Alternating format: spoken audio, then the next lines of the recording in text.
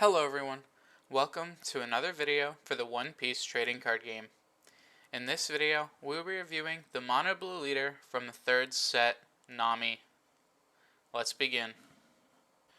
Nami is a Wisdom attribute and East Blue trait leader.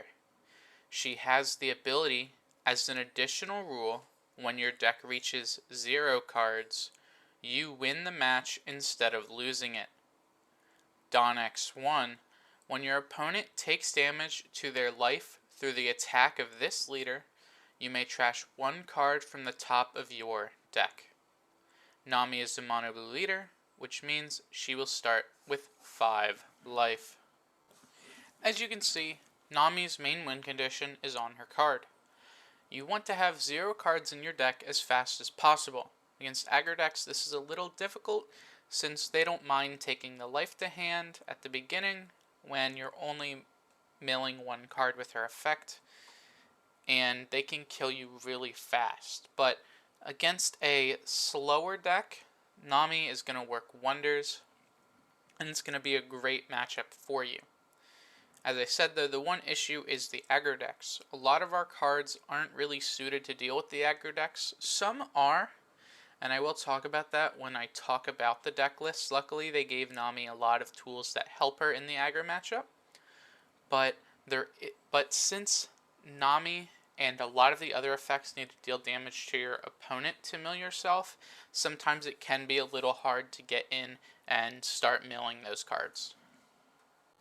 Next, taking a look at our Nami deck list, we're playing 4 Set 3 Kaya, 4 Set 3 Boodle, 3 Set 3 Gaimon, 4 Set 3 Karn, 4 Set 3 Usopp, 4 Set 1 Boa, 4 Set 3 Bellamere, 4 Starter Deck Dracul Mihawk, 4 Set 3 Zeph, 2 Set 1 Dracul Mihawk, 4 Usopp's Rubber Band of Doom, 2 Gum Gum Giant Gavel, 4 Love Love Beam, and 3 Sanji's Pilaf. Before I talk about some of the newer cards, I want to talk about some of the older cards that we're playing in this deck. The Mihawk lines are here because the starter deck Mihawk helps us with our win con. He lets us see more cards. He's also a 2k counter, which is really nice. Even this deck doesn't have too many cards that don't have counter or are counters. It is nice to have an extra 2k in the deck. The other Mihawk is just a big threat. We're only on 2 of him when a lot of my other decks play 3 because I needed space.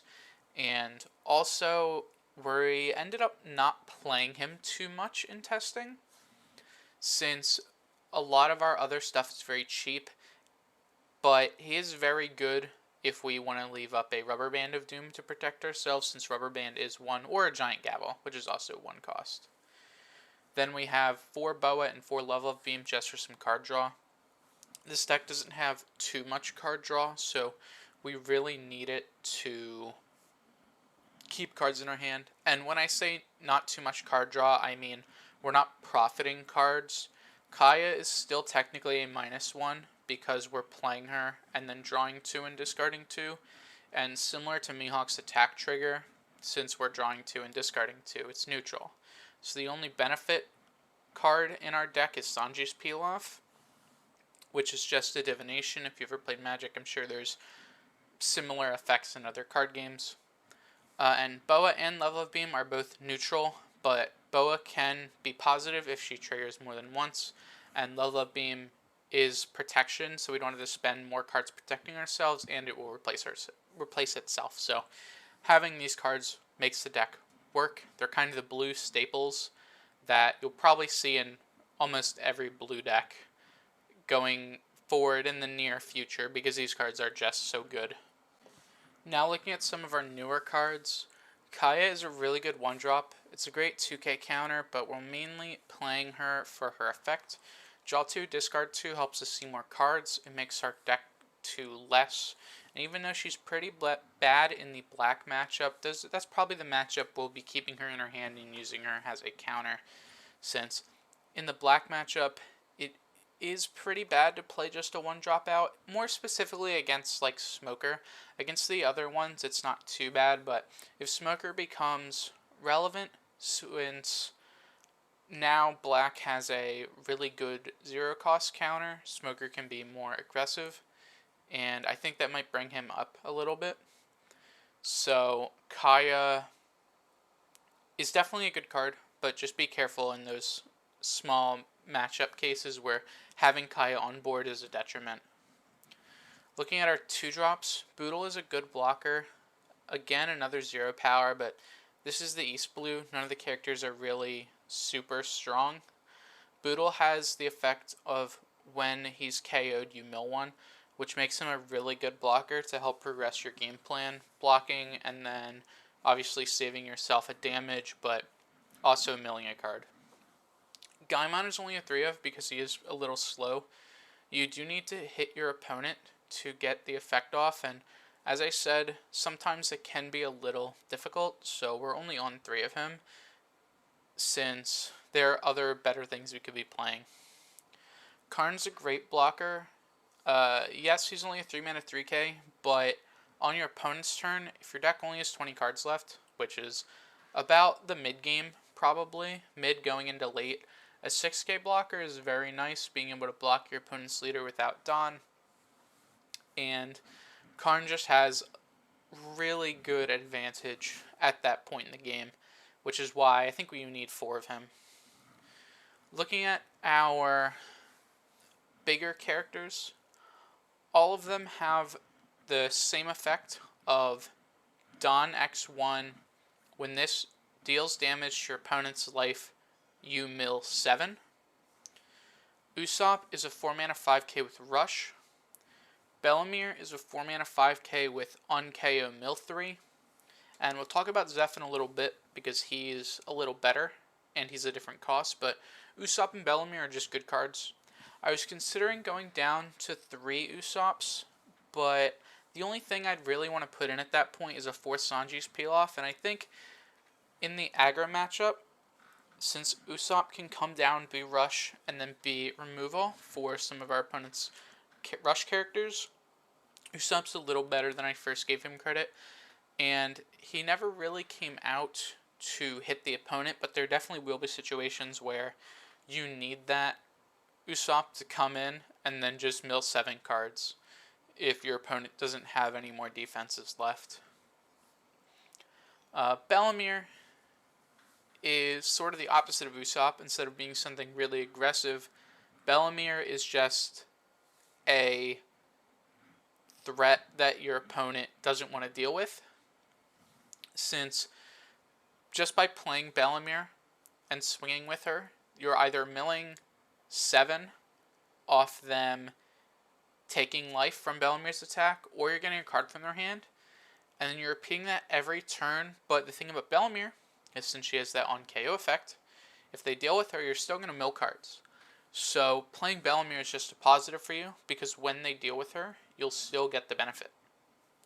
And then the last character is Zeph. Zeph has the on-play effect of returning a smaller character to its owner's hand, where yes, this can bounce your opponent's characters. This will mainly be done to bounce your Kaya to redo her effect, and then you mill as well when you bounce something.